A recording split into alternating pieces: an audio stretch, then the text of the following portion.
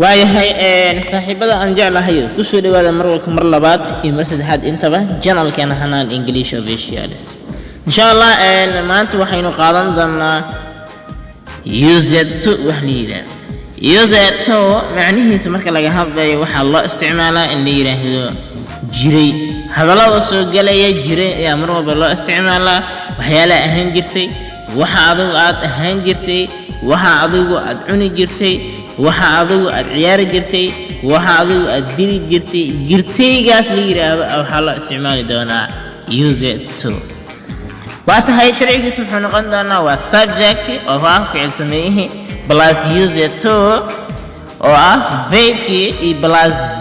verb marka waa la keeni doonaa balse waxa noqon doonaa verb-kooda UZ2 plus object oo ah ficil lagu sameeyay examples insha Allah tusaalooyin waxaan qaadan doonaa 1 up to 5 hal koob ilaa 5 ayaan qaadan doonaa number 1 wuxuu leeyahay marka anigu used to drink waxaan cabi jiray milk caana ayaan cabi jiray buu yiri anigu markuu yaraa amal caano cabi jiray laakiin hadeer ma cabo caanaha ayaa meesha ka aqoonsanaynaa markaas waatahay number 2 we anagu used to kill waxaynu dili jirnay the snake maska ayaan dili jirnay anagu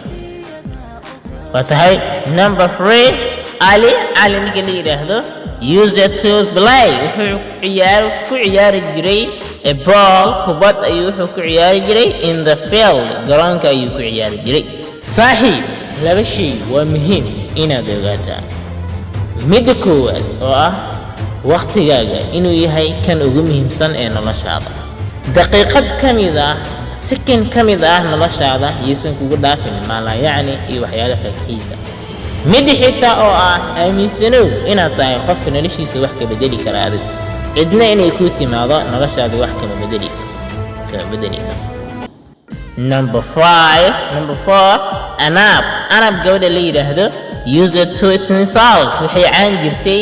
the people dadka ay caan jirtay waxa adil maxaa ka soo gali doona jirtay iyo jiray inta way ka soo gali doona the last number 5 they used to beat waxay garaaci jireen the children carruurta ayay garaaci jireen iyagu markaa hafila in inta aad waxaad ka bogatay tusaalooyin kale sii gasho sii raax marba hadii aad haysato sharci wax ku celinaya malaha markaa insha Allah aad baad ugu mahadsantihiin sida wacan aad dhigihiin noo amaahisan fadlan hadii aad ku cusub tahay channelka waa ka subscribe saaro muuqaalka hadii aad ka heshay fadlan like saaro mahadsanidin waa saaxiibkiin Maxamed Arkay intaana mar kale kulmi doona sidaas iyo nabadgelyo